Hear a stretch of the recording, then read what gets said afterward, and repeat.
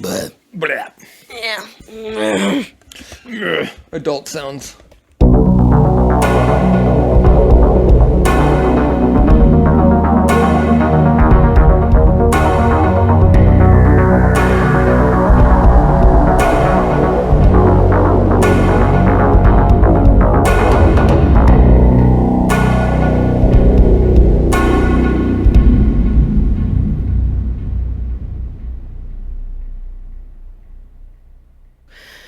All right. Welcome to Beer and Fear. What episode is this? 78? 77? I think it's 78. Oh, it was 78th episode of Beer and Fear. My name is Paige. And I'm tired. Yeah, it's almost 10 p.m. And we just had a very delicious dinner. Hell yeah. Zachary and... Her name's Ali. I know her name, but... My fiance. Yeah, Ali took me out to a nice restaurant for my birthday. It's fantastic. Foxfire. Very delicious. Foxfire Steakhouse and Seafood. Ooh. Really good steak. We had the fried, what was it, fried goat cheese? I don't know. Yeah, Baked. I thought it was baked. Baked, oh yeah, baked goat cheese with like some tomato So good. thing.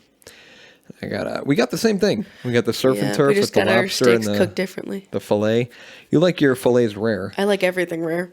Mine was maybe a little too done for medium rare, but Yeah, I like everything rare regarding steaks, at least. yeah, Foxfire restaurant, delicious, very good food. It was your birthday It was my birthday yesterday. on Sunday. Yeah, that was yesterday.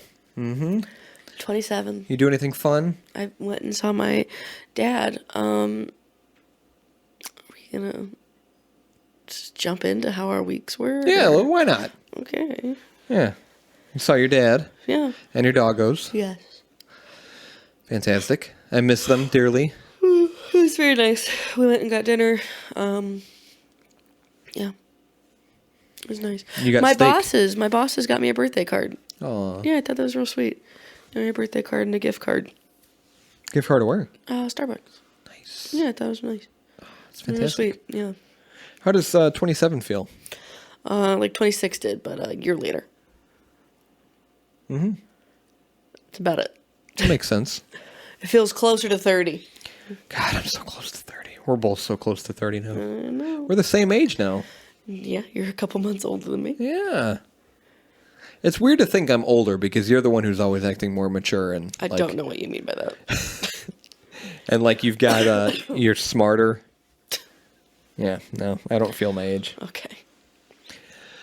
But yeah, happy birthday. Thanks, buddy. How was your week? Let me look at my calendar.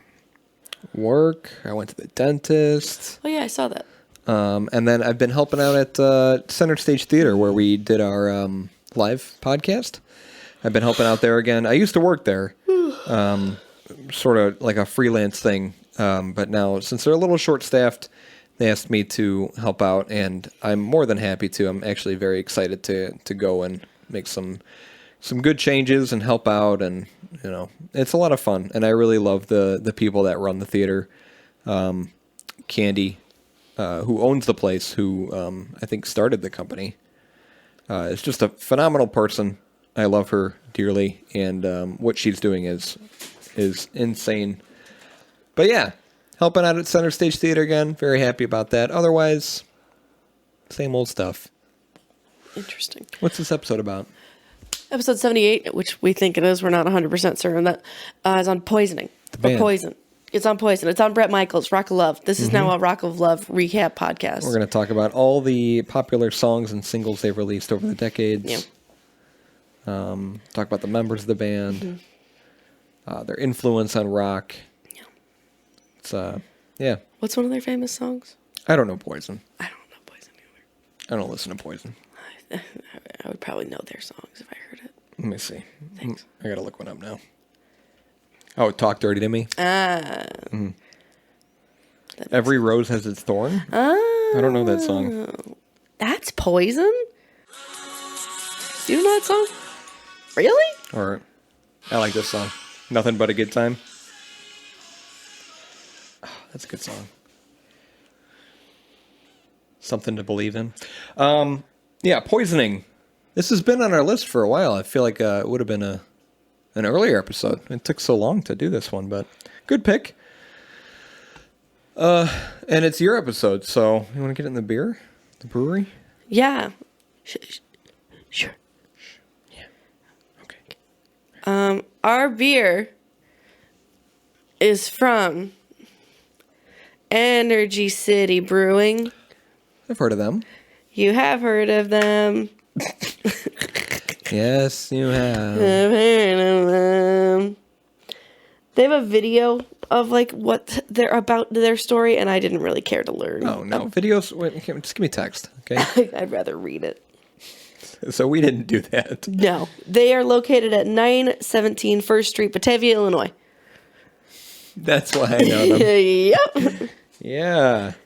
They're pretty ding-dang close. Oh my God, Paige. What? No, this is okay. All right. No, I wanted to, oh, this is crazy. This is why I know them. I wanted to do this brewery because one of the people that I work with knows that I do the podcast, and they suggested this brewery for me. Oh. They said it's in Batavia, and the cool thing, I'm sorry if I'm stepping No, over your you're section, fine. but the cool thing about this brewery is that they're only open one day of the week. Oh, I didn't know that. They're only open Saturdays. Oh, yeah, 9 to 4. From 9 to 4 p.m. They're closed every single day. So you need to go there on Saturday from 9 to 4 to get their beer. And they make some really crazy beer. They make some weird shit. And I was looking on their website. I was looking at all the beers, and I was like, I definitely want to do this brewery. I want to try a beer from this brewery because some of the beers that they make are like things you've never heard of.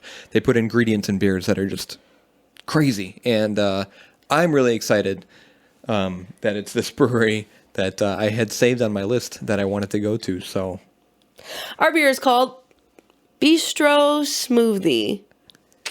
Yeah.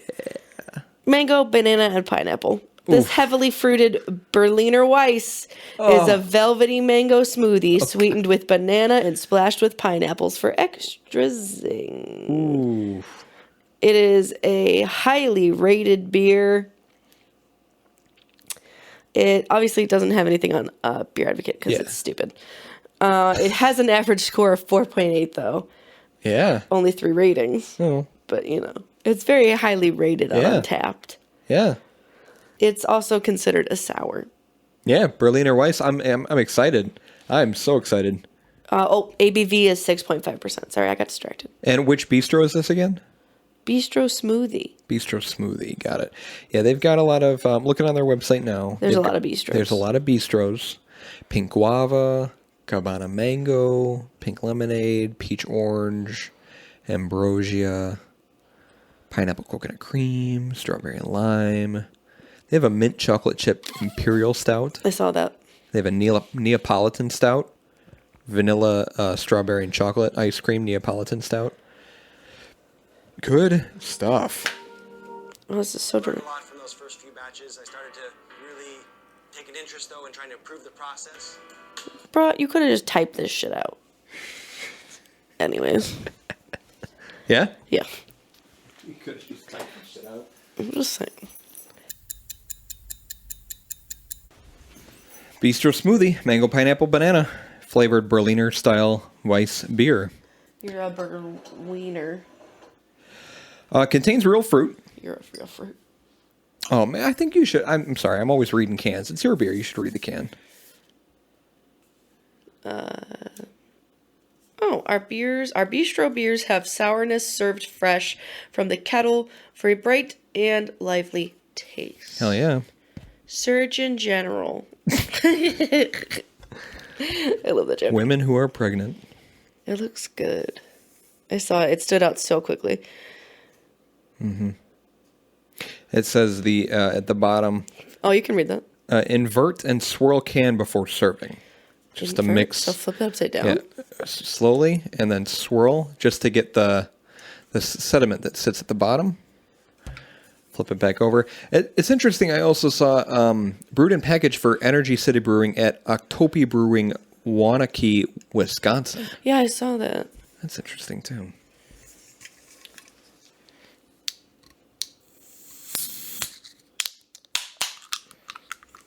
Oh, that's strong. All right, this is giving me some peach ring vibes. I'm interested. Wow. All flavors come through. I am interested. I think the peach rings is still going to be my number one, though. Have you had any more of that beer? No, but I gave the rest to Jessica. She and I are going to drink it on the weekend. Wow. Oh my God, that smells so strong. It smells like candy. I'm getting a lot of banana. Yes. A lot of banana. Bunana. It's opaque. I told you it looks like a mimosa. And it smells like, you remember, gosh, what are those hard candies that are, what are they? Yeah. That's what I'm thinking of. What are they called? Are they the fruit, like runts? Yes. Like banana runt? Yes. I hate those. Those are my favorite. Really? The artificial Disgusting. flavor banana runts, yeah. I don't mad about that smell, though. I like that smell. Yeah, it looks like orange pineapple juice, thin foam. Oh, that's very smooth. It is smooth. Ooh. That's interesting. Or you get the pineapple on the back end. The mango is very pleasant. Okay, banana up front, mango in the middle, and pineapple at the end. The pineapple's the little zing on the tip of your tongue that you get. Wow. Oh, that's good. It tastes like That's not too much. Yeah, it tastes like a fruit smoothie. That is balanced. And the mouthfeel is like smoothie. Mm-hmm. Yes. If I hadn't had 2 cocktails, I would down this. This is tasty. This is so good. Wow. It doesn't, just like the peach ring. I was wrong. This is going to be my number 1. Whoa. Yeah, this is akin to the peach ring. Just the same amount of lactose and But it's so flavorful and it's sugar. not too much. The Little Beaver one needed to be in smaller cans. It was so sugary. Yeah, Yes, it was flavorful, but this is, it's got a nice balance to it, yeah. I could drink a whole can of this. This course. is just so pleasant. The mango is just really doing it for me. I like that you can taste all 3 in there. It's very well balanced, very smooth. Yeah, it's like I'm drinking a smoothie. These are 2 breweries that I want to go to now. Yeah, I really want to check out Energy. The what is it? Peanut butter and what was it? It was grape Grape peanut butter and jelly. Yes. Like, I gotta try that. But it's probably a stout, Really? You think so? maybe. I'll look. Yeah, check it out. I'm pulling up the beer list to add this. So. Oh, it's a Berliner Weisse. Oh, With again. peanut butter and grape jelly added after fermentation. God. Yeah, we've got to try that. 100%. Yeah, that's going to be a bonus episode. I'll find it. Did I tell you the Frankenstein beer exploded? Yeah, you told me in your It was like, pantry. 5 of the cans were up there in the pantry. Wasn't a smart idea. It's pretty warm up in that pantry. And then we bought another 4-pack of Apple in My Eye to have with Ade's sister.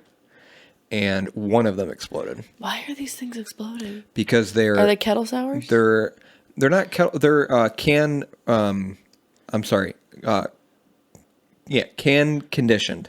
Can conditioned. So I actually recently looked that up. What they do is they add a little bit of sugar and yeast right when they're canning it to activate the beer and add a little bit of funk and flavor to it to bring out the flavors. It's like a third fermentation in the can. Oh.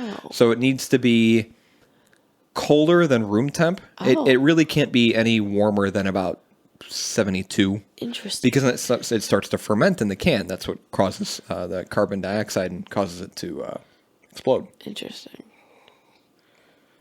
If it's cold enough, it won't ferment. So. But this is your number 1, yeah? Yep. Oh, the burp's pleasant, too. Oh, I know. A banana in there? Everything about it's just delicious. So, poison. Poison. Oh, That girl is poison. I didn't make the joke. Never trust a big butt and a smile. That girl. I was going to say, if you're going to kill me in any episode, it would be this one. Because I was convinced that the beer wasn't actually just going to be beer. It was going to be a can of poison. The secret is it's rat poison. Injected. Someone wants to have their own podcast. What are you talking about? I already have my own podcast. So Just blur out the Zach part. It's all Paige, baby. poisons are substances that can cause death, injury, or harm to organs, tissues, cells, and DNA, usually by chemical reaction or other activity on the molecular scale. Not the dunna. The fields of medicine and zoology often distinguish a poison from a toxin and from a venom. Toxins are poisons produced by organisms in nature, and venoms are toxins injected by a bite or sting. The difference between venom and other poisons is the delivery method. Industry, agriculture, and other sectors employ many poisonous substances, usually for reasons other than their toxicity. For example, many are important feedstocks, solvents, cleaners, coatings, and so on. Even the toxicity itself sometimes has economic value when it serves agricultural purposes of weed control and pest control. Gotta control that weed. Pesticides are one group of substances whose toxicity to various insects and other animals deemed to be pests, like rats and cockroaches, is their prime purpose. A poison which enters the food chain, whether of industrial, agricultural, or natural origin, might not be immediately toxic to the first organism that ingests the toxin, but can become further concentrated in predatory organisms further up the food chain, like meat eaters. So someone who eats meat that has been infested by this poison. Apart from food, many poisons readily enter the body through the skin and lungs. Hydrofluoric acid is a notorious contact poison in addition to its corrosive damage. Plant-based contact irritants such as that possessed by poison ivy or poison oak are often classed as allergens rather than poisons, the effect of an allergen being not a poison as such, but to turn the body's natural defenses against itself. Poison can also enter the body through faulty medical implants or by injection, which is the basis of lethal injection. Fun fact, in 2013, 3.3 million cases of unintentional human poisonings occurred. This resulted in 98,000 deaths worldwide, down from 120,000 in 1990. Hey, we're moving up. Yep, well, down, but yes. Well, yeah. You know what I mean. The word poison was first used in the year 1200. I wonder what was going on in the year 1200. Apparently a lot of poison. It means a deadly potion or substance. The English term comes from the Old French poison, poisson. Poisson. You got it. A drink, especially a medical drink, later a magic potion or poisonous drink. From Latin, potinum.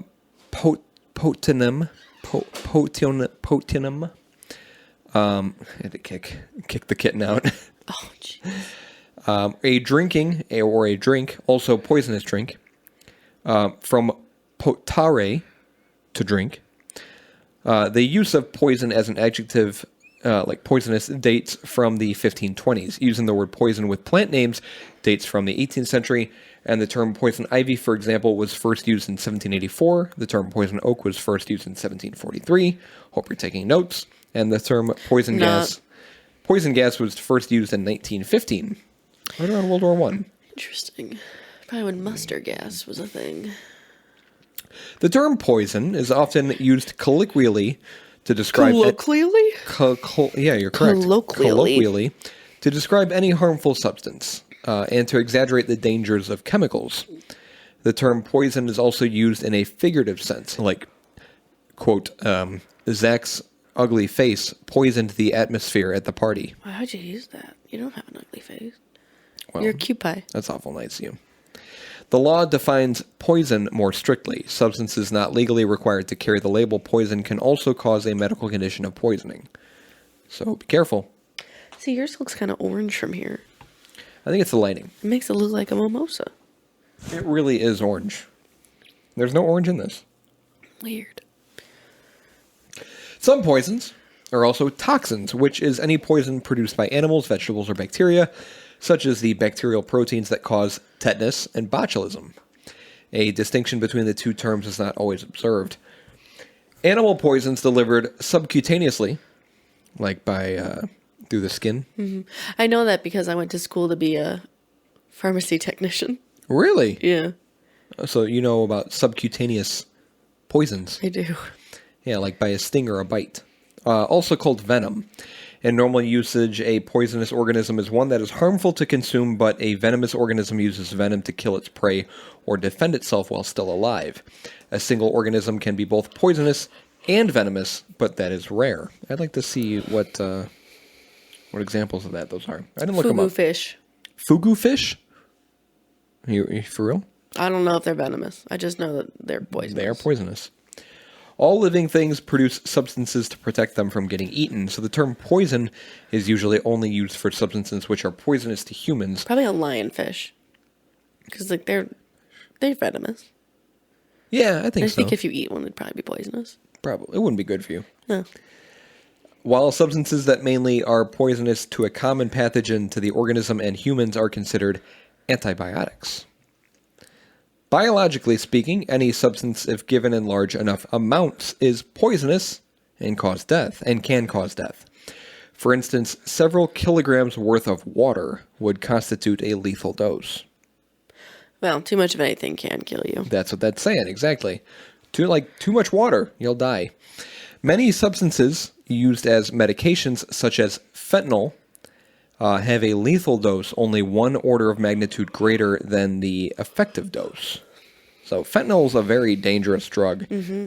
Like you can have a very, very tiny amount. That's the effective dose. Just add a little bit more, just a smidgen more, and you've got yourself a lethal dose. Poisoning can be either acute or chronic and caused by a variety of natural or synthetic substances. Acute poisoning is exposure to a poison on one occasion or during a short period of time. Symptoms develop in close relation to the exposure. Agents that act on the nervous system can paralyze in seconds or less and can include both biologically derived neurotoxins and so-called nerve gases, which may be synthesized for warfare or industry. Inhaled or ingested cyanide used as a method of execution in gas chambers or as a suicide method almost instantly starves the body of energy inhibiting the enzymes in mitochondria that make ATP. Remember, mitochondria is the powerhouse of the cell. Intravenous injection of an unnaturally high concentration of potassium chloride, such as in the execution of prisoners in parts of the United States, quickly stops the heart by eliminating the cell potential necessary for muscle contraction. Many substances regarded as poisonous are toxic only indirectly by toxication. An example is wood alcohol or methanol, which is not poisonous itself, but is chemically converted to toxic formaldehyde and formic acid in the liver. Many drug molecules are made toxic in the liver, and the genetic variability of certain liver enzymes make the toxicity of many compounds differ between individuals. Exposure to radioactive substances can produce radiation poisoning. Did you know bananas are radioactive? I did not. Bananas emit radiation. Interesting. Quite a bit of it, too. Why? Is it because of the potassium? It might be. It might have something to do with the potassium. 2 common cases of acute natural poisoning are the theobromine poisoning of dogs and cats and mushroom poisoning in humans. Dogs and cats are not natural herbivores, but a chemical defense developed by Theobroma cacao, chocolate, can be incidentally fatal nevertheless. So that's why it's not good to give your dogs and cats chocolate. Many omnivores, including humans, readily consume edible fungi, and thus many fungi have evolved to become decisively inedible, in this case as a direct defense. So you hear about those morel mushroom hunters, where they trek the mountains for morels.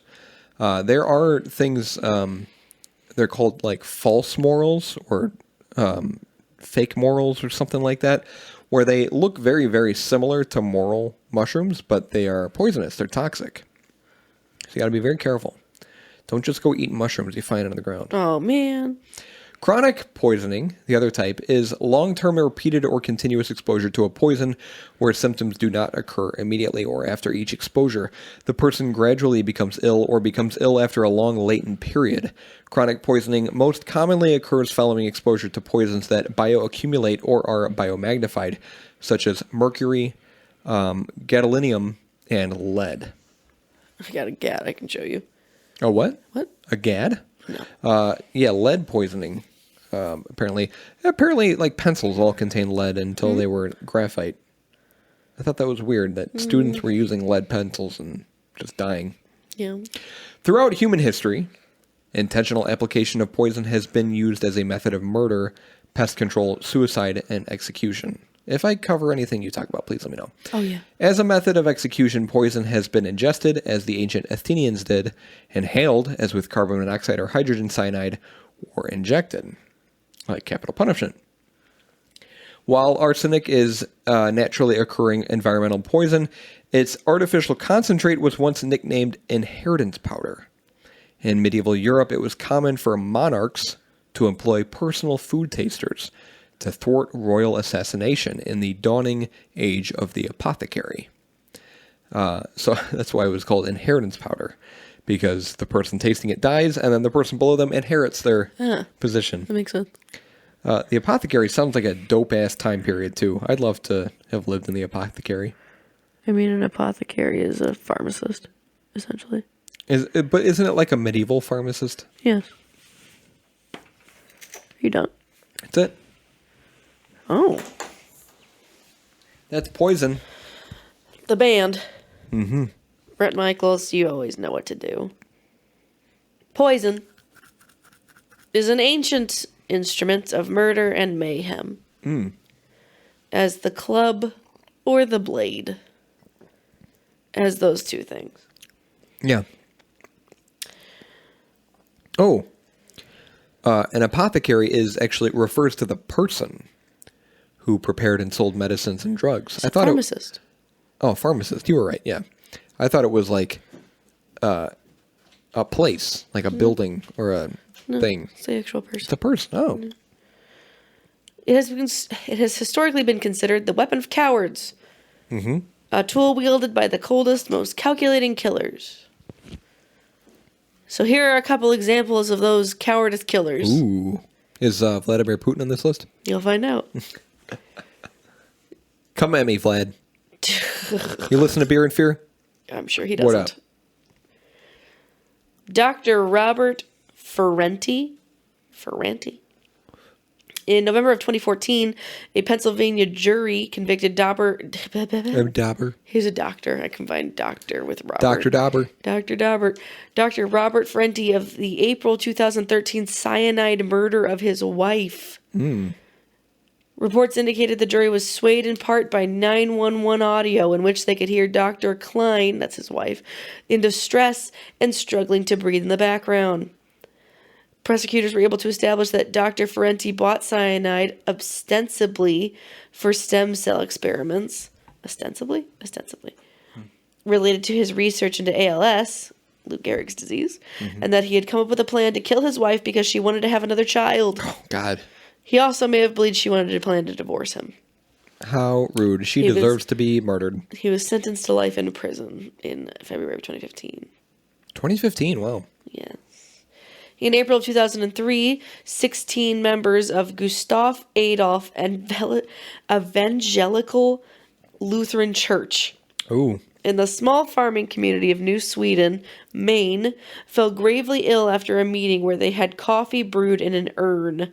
Walter Reed Morrill, aged 78, died from the side effects, and 15 other parishioners were seriously ill. Just 5 days after the fateful meeting, congregation member Daniel Bonson, age 53, committed suicide. He killed himself with a rifle. He allegedly left a suicide note that read like a confession to the mass poisoning. The contents of his notes have never been made public, and the case is still considered unsolved. Wow. Bulgarian defector Georgy Markov. Georgy? Yeah, George. I think I've heard of this guy. Had escaped his communist home country for the United Kingdom in 1969, and he became a successful BBC journalist. He used his newfound freedom of speech to slam Bulgaria's rulers, and this did not go over well. They reached out to the Soviet Union's infamous KGB to take care of him. Mm-hmm. Markov was walking in London in 1978 when a man carrying an innocent-seeming umbrella fired a pellet of the deadly poison ricin into his leg. Yeah. Ricin. That's like something out of Kingsman. I know, like right? 007. He died within days in great distress. I didn't know that was an actual thing, an umbrella that shoots. I had no idea. There have been many suspects in Markov's assassination, including a mysterious Italian national thought to be living in Denmark. But the case remains a mystery. Ooh. Orville Lynn Majors was a 38-year-old Indiana nurse when he was convicted in 1999 of killing 6 patients. Majors went to prison for life, even though he'd mounted a vigorous defense stating he'd been blamed for poorly executed medical procedures. Truth was, investigators suspected Majors of playing a role in the deaths of up to 100 patients, injecting them with potassium chloride. Investigators believed Majors tended to target demanding, difficult elderly patients. Mm-hmm. In June of 1986... a few years after the infamous unsolved Tylenol poisonings in Chicago. Do you remember that? We talked about that. Yeah. What episode was that? God, I can't remember. But I remember we talked about that. That's crazy. Yeah, what episode was People were opening, the Tylenol bottles and, yep. Yeah, there was a major recall on them all. Yep. Bruce Nickel arrived at his Auburn, Washington home. He'd left work early with a headache. 4 Excedrin later, Bruce collapsed. He died in the hospital. Physicians cited his emphysema. Less than a week later, Susan Snow took some of the same headache medicine and collapsed on her bathroom floor. Examination determined Susan had died from cyanide poisoning. Wow. By December of 1987, Nickel was under indictment for product tampering. That was in 2015? No, 1987? 1986, 1987. The Tylenol poisoning? A few years after the Tylenol poisoning was before 1986. Oh, I don't know why I heard 2015. Okay. Oh. Yeah. Stella Nickel was Bruce's wife. She was under indictment for product tampering. She sought the payouts from her husband's life insurance and had orchestrated the product poisoning that ended up killing Susan Snow as a cover-up. She was convicted on all charges against her and sentenced to 90 years in prison. She was eligible for parole in 2018. Still alive, huh? Scottish-born and Canadian-trained physician Thomas Neil Cream. That was my nickname in high school. Neil Cream. Neil Cream. Already had a fairly sketchy background of dead patients. When in 1881 he poisoned his lover's husband. Cream might have gotten away with it, as the coroner assumed his victim died from natural causes. However, he requested, when they exhume? A coroner? No, he requested he be exhumed. That's it. He requested he be exhumed. Okay, yeah. Strychnine was found in the victim's stomach, and suspicions arising from his request fingered Dr. Cream. Fingered the cream. He was imprisoned in the Joliet, Illinois State Penitentiary. Amazingly, Cream was released for good behavior in 1891. He ended up in the London slums where he killed as many as 5 more using poison each time. Finally, he was caught and sentenced to hang. A possible legend has it that he shouted, "I am Jack," as the noose snapped his necks, his multiple necks, Yeah, his necks, he's got a few of them, leading to people believing he was Jack the Ripper. That's crazy to think that these are people's lives. That this is just what they do. This is what they're doing. This is what getting their kicks. Getting their rocks off. Getting their rocks off. Is that the expression? It took 20 years to bring justice for the death of Linda Curry, but in 2014, her husband Paul was finally convicted of her murder. His weapon of choice was the same substance that makes cigarettes and tobacco products so addictive: nicotine. Like many poisoners, Paul's motives were money-related. The Orange County, California jury that convicted him of feeding his wife sleeping pills before injecting her with a deadly dose of nicotine found Curry guilty of first-degree murder with special circumstances for poisoning and murder for financial gain. Linda Curry had been a non-smoker, so lethal amounts of nicotine in her system were obviously pretty suspicious. Yeah. Though it took nearly 2 decades to put together the case against Paul, once he went to trial, it became clear he might have tried to poison others, including his ex-wife Leslie. James It's just a bunch of C's. Cohen moved on with life. Congratulations. He's fine. He moved on with life. He's good now. He had moved on with his life and was reporting for a Missouri radio station when James Cowan was arrested for the 2004 antifreeze poisoning of his wife, Julie. Antifreeze? The couple was living in Massachusetts when Julie died, and that was where James went on trial in 2008. In court, jurors learned that James had crippling debts and wanted the $250,000 payout from Julie's life insurance policy. Mm-hmm. His solution was a steady diet of antifreeze in her Gatorade. Idiot. How... Wouldn't it be a little suspicious that every time your husband gave you a Gatorade, it was already opened? Or that it tasted a little bit off? Right. I can't imagine antifreeze doesn't have a taste. Like James, Angelina Rodriguez also liked antifreeze. She also had a very inconvenient spouse.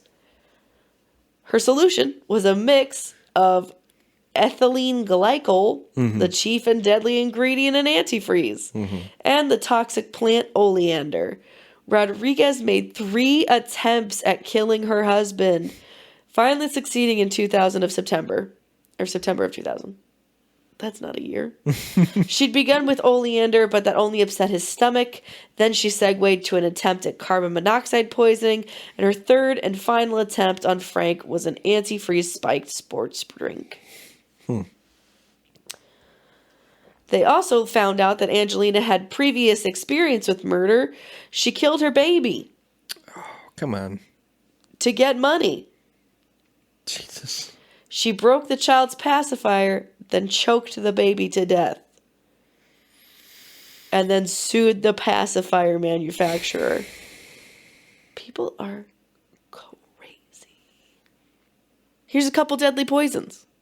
Ricin. Yeah. I think ricin sounds better. Yeah, ricin. This extremely toxic plant poison was famously used to kill the Bulgarian dissident Georgy Markov. I know about ricin and its toxicity due to the famous AMC TV show Breaking Bad, where, spoiler alert, Ali and I are still watching it, but I think she's asleep. But later on in one of the seasons, Walter White, Bryan Cranston, uses ricin to inconspicuously poison someone. Interesting. Yeah. Georgie was waiting for a bus near Waterloo Bridge when he felt an impact on the back of his right thigh. Looking around, he saw a man bending down to pick up an umbrella. He was soon taken to the hospital with a high fever and died 3 days later. An autopsy revealed a tiny sphere made of platinum iridium alloy in his thigh. The sphere had been drilled to take a small amount of ricin and may have been fired from an air gun hidden in the umbrella. Yeah. Right? Go ahead. The interesting thing about ricin is that it doesn't, the body doesn't react to it immediately. The symptoms start very slowly.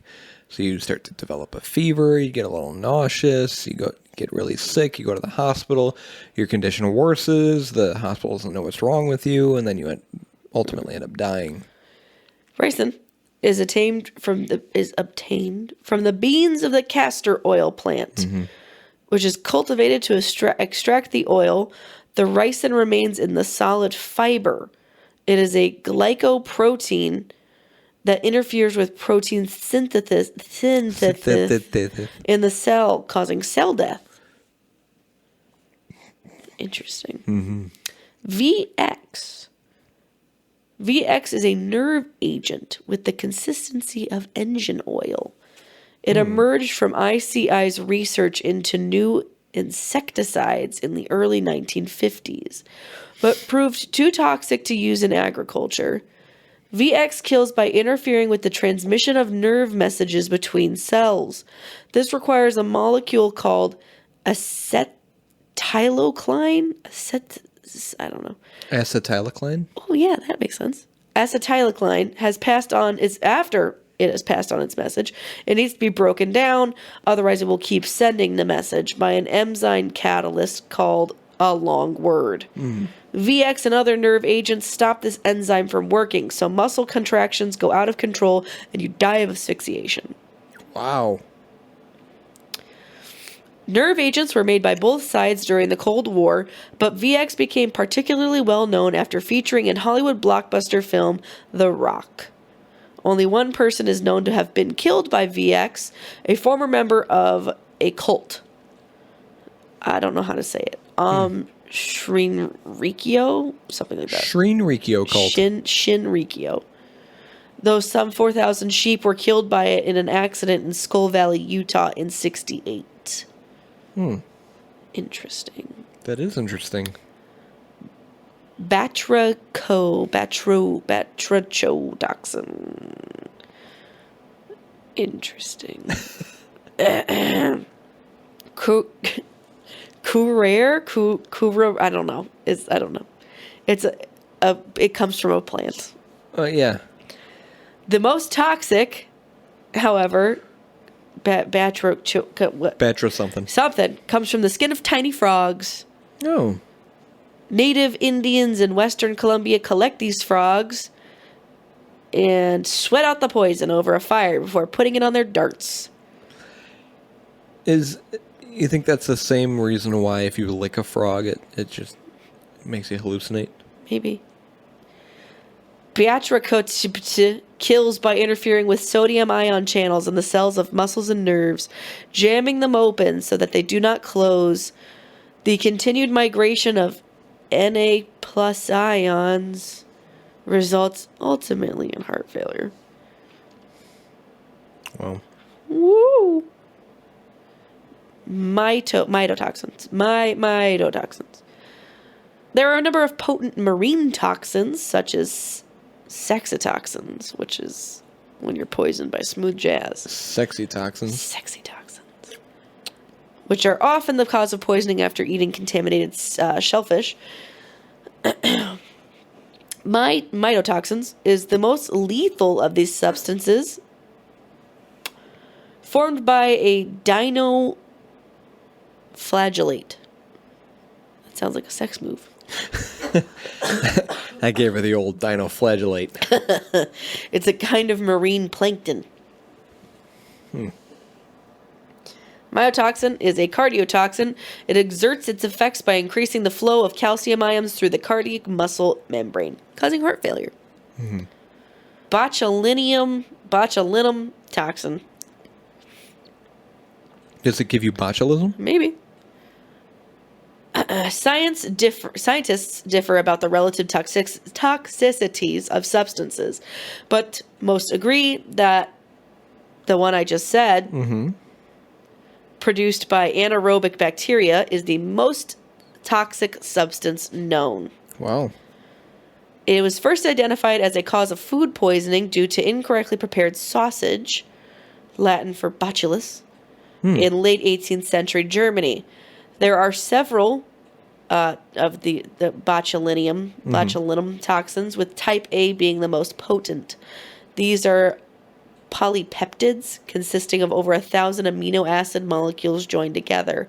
They cause muscle paralysis by preventing the release of the signaling molecule, the thing that we said before, acetylcholine.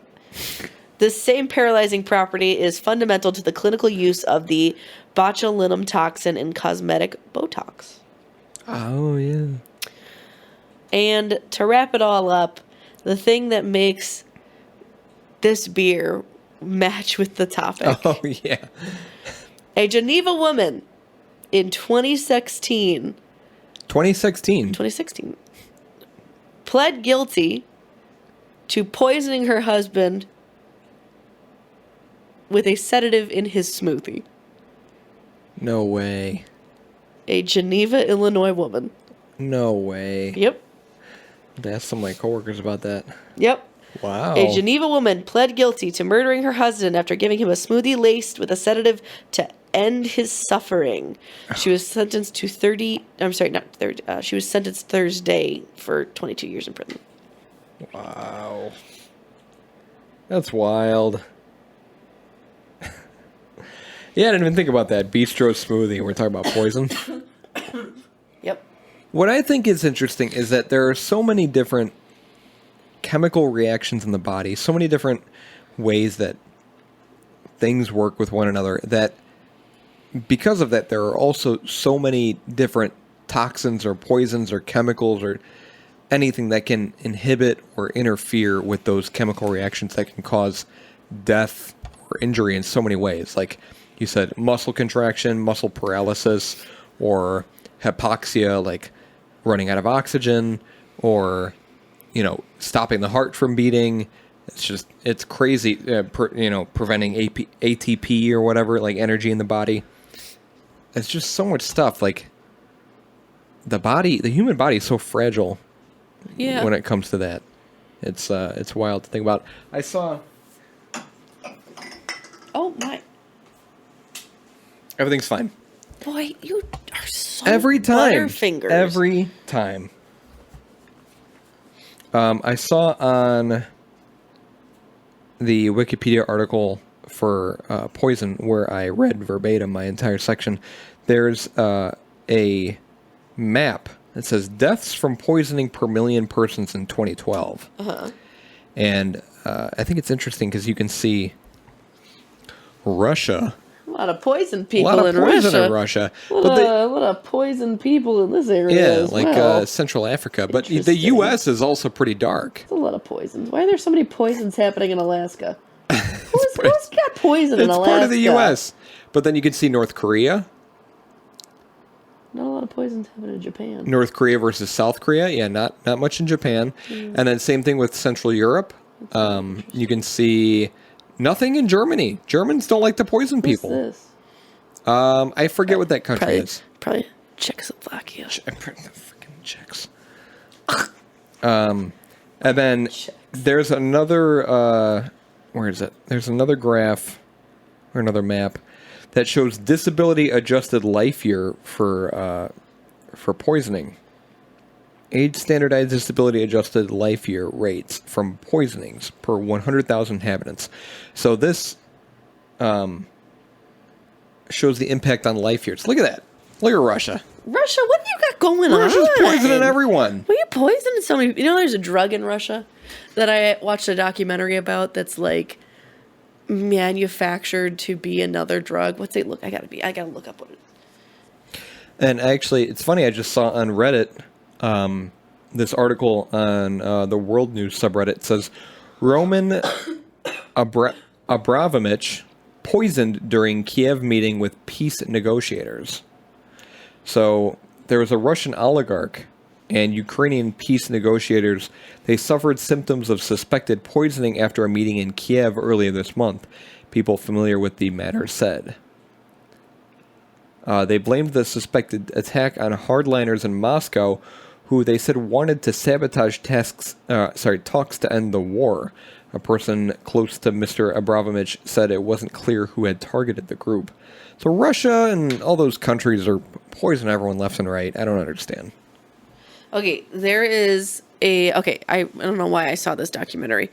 It's desomorphine. It's a semi-synthetic opioid. It's basically, I think people make it out of kerosene. Kerosene? Mm-hmm, kerosene. Yeah, they use kerosene and ingest it. Like it goes into their body. They like inject it. Kerosene into your blood. Like to just use as a drug for like a high, or Yes. and people die? Yeah. Well, I figure injecting something related to kerosene in your body wouldn't have any good results. Where's that beer? Fan-fucking-tastic. I've been killing it. You really have. 10 out of 10. Yeah. Yeah, it was very cool to have something by Energy City that, like I said, it was on my maps as a brewery that I wanted to check out and visit. They're only open one day, so check them out 9 to 4 every Saturday here in Batavia, Illinois. They make some really cool beers, and we definitely want to try some more stuff from them. I liked it. It's very fruity, very sweet. Yeah. You? Oh my goodness, just so tasty. Oh my goodness. Like the mango and then just a little hint of banana and the fact that the pineapple just hit you afterwards. pineapple like, sweetness. A little tingling. It Yeah. was so good. So good. So well, well balanced. And I really Delish. did like the peach rings one, but this had to take over because this is beer. This Yeah. is actually a beer. The Yeah. peach rings one was just candy. Yeah, super sweet, super peach. This is a nice balanced, well-made beer. I agree. Very delicious. Good pick. I was actually worried I was not liking beer anymore. Apparently, I'm just picking the wrong beers. You're just maybe getting tired of IPAs. You know what? Probably. Beerandfearcast.com is our website. You can view all of our episodes there. Listen to the podcast episodes there. They're released every Wednesday at 12 p.m. unless I'm very tired or lazy and don't get them out in time. But you can also follow us on Facebook, Twitter, Instagram. I closed our Reddit account because why? And then TikTok if we ever post anything. Not close to that. The handle is at Beer and Fearcast. So Facebook, Twitter, Instagram. Instagram we post the pictures of our beer. Facebook and Twitter we post updates on our episodes every week. And then beerandfearcast@gmail.com is our email. So yeah. Have a good day. Just a little